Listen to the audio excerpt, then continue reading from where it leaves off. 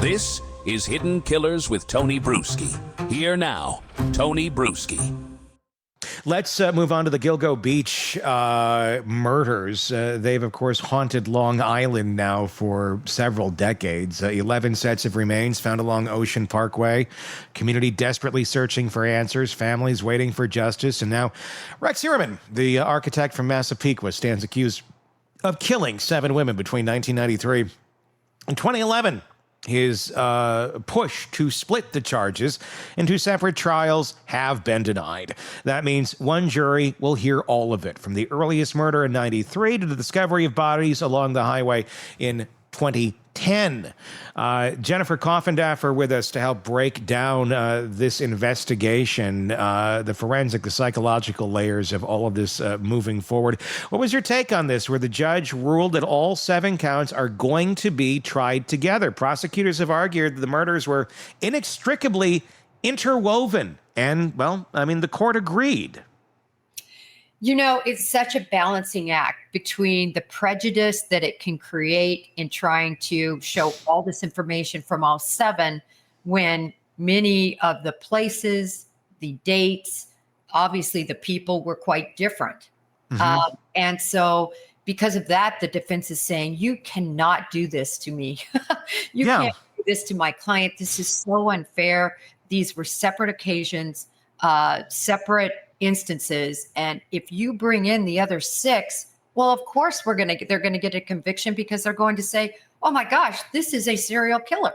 Mm-hmm. Meanwhile, the prosecution, as you well pointed out, is saying, no, they are so much alike. The MO is alike, the area was similar, the persons that were targeted were all people that provided sexual services. So really, it's all one. I got to tell you, though, I was pretty surprised. I mean, take a look at, a case you know so well is Lori Vallow and Chad Daybell.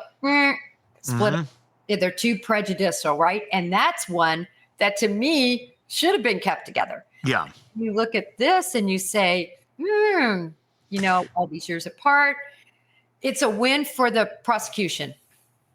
It seems to be right now.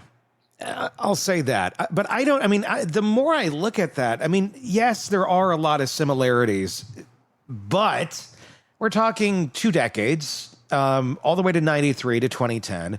We're talking different methods of killing.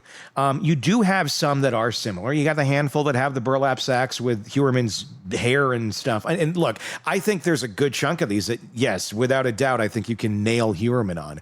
But when you start introducing other ones that may not quite have the strong of evidence on them, and they are just other, and I'm not trying to denigrate the women by any means, but they're other sex workers who have been killed. And look, they find a lot of sex workers who have been killed in New Jersey and in Long Island and New York. I mean, just by mass population, you're going to find more bodies in different places because there's so many damn people.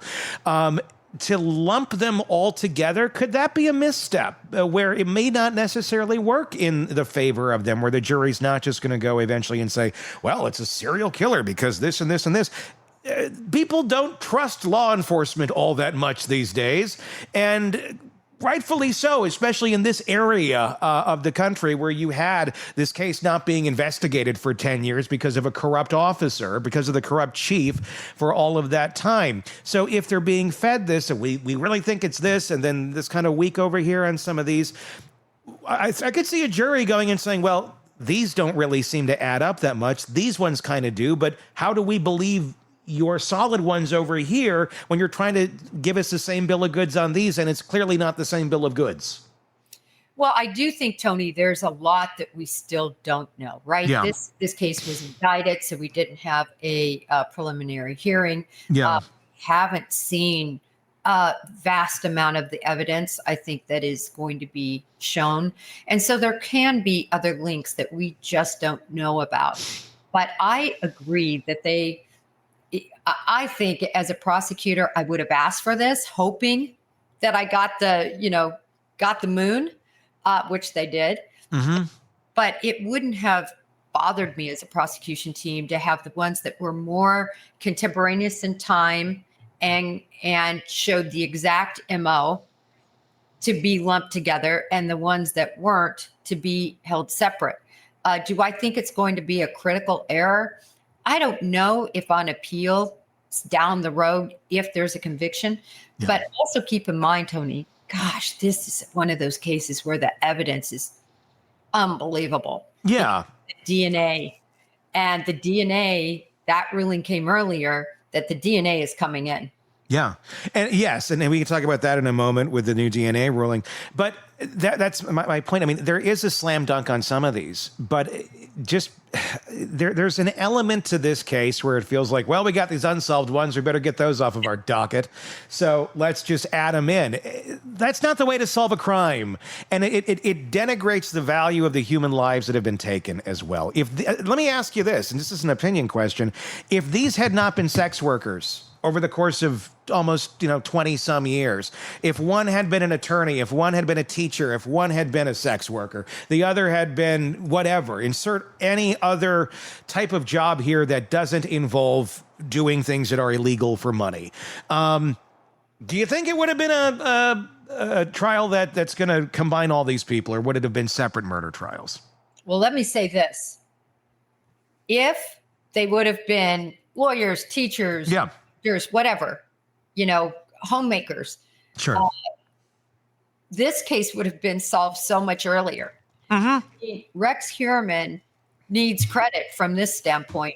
He absolutely chose a trade that was so easy to murder and have swept under the rug because nobody knew where they were at. Typically, nobody cared where they were at. Typically. And it was typical for them to not want to be known by anybody where they were at. So you add that all together, and that's probably the biggest problem with this case is how historic it is.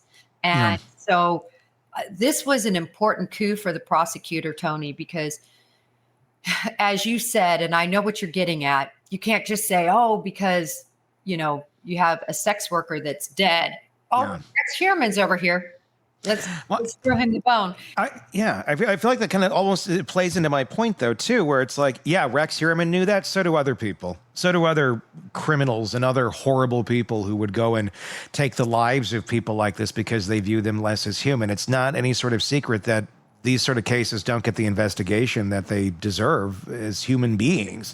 So it's not shocking to think that other people were murdered by other human beings. I mean, how often is it that you have a serial killer that stabs, strangles, dismembers each victim differently and at different dump sites? I mean, typically you have some sort of a regular MO going on here. I know some are a bit different, but it is kind of an oddity that all these are different. Maybe he evolved over time. I don't know. But again, I feel like it's another argument that the defense has. Oh, the defense has some good arguments here. I don't think they're going to hold water against the DNA and other evidence, but they have some good. And you just pointed out one. But remember, as I mentioned earlier, dismemberment typically occurs because of the practicality of it, of the goal of it, which is to hide or otherwise disguise what's been done. In other words, you chop it all up, you send it out to sea, and you hope nobody finds it. Or you throw a part here, a part there, and nobody can really make heads or tails figuring out what happened, right? That's the purpose. And then as killers get better, if you will, at their trade, they find better dump sites. I mean, look at how long this took for some of these bodies to even be found. And then the stage of decomposition that they were at, you're looking at, the Peaches tattoo. That's what you've got to work with. So, you do these people do get better at their trade, if you will, better at committing murder. And I think it's going to be stitched together, though, with DNA and with general MO. Do you think that, if they have, because we know we have DNA in some of the bodies, and that's with the hair, and we'll talk about that here in a second, but do you think they're holding back other DNA evidence on these other bodies that they've linked to Heuermann, other than the fact that they were on the same beach or nearby I'm curious what's in the cards when this actually does go to trial that's going to connect some of these to Heuermann stronger than what we actually know. I think there could be more DNA. I think that's very likely. Also, I haven't heard much about things that might have been at his house from them. Mm-hmm. Right? We know the secret room or whatever. True. I mean, for instance, I'll give you an example. When the search warrant first happened, and they literally had one of those box trucks, Mm-hmm. large box trucks pull up to put all this evidence in. There was one thing that came out of that house that always bothered me, and it was a very large scale, looked like a 3-foot doll. I know. I can picture it. It's creepy. Yes, it's like a horror movie. Yeah. And as I said at the time, listen, there's a reason they took that doll. Yeah. Detective, agent wants to take evidence out of a home that you're not going to use. You're sitting in your evidence vault. Once the case is closed, now you're trying to get rid of it. What am I going to do with this? I got to give it back, or I got to have it incinerated. There's all these legal issues you've got to go through. You take evidence because you believe it to be evidence. That made me wonder, is this doll somehow made in any way, shape, or form, whether it's the hair, clothing, go back to these people? That's oh God. Because why else do you take the doll? Or if it was used for sexual gratification, which also could have been, but how is it linked to your murder suspects? It's linked, I think. Or, I mean, it can be more benign than he was making a murder doll out of victims. I mean, that's pretty freaking horrible. That sounds like that's like a movie. Look at what he did, Tony. There was a movie, wasn't there a movie like Bringing Out the Dead or something years ago? There was like that. It could be that. What's that? It silenced the eye. It's Clarice. But all the way to the FBI. It could be also. It could be somebody that they have maybe as a witness or something of that nature that had been in the Heuermann house that can attest that that doll was there. Want more on this case and others? Then press subscribe now and don't miss a moment of true crime coverage from Tony Brueski and the Hidden Killers podcast.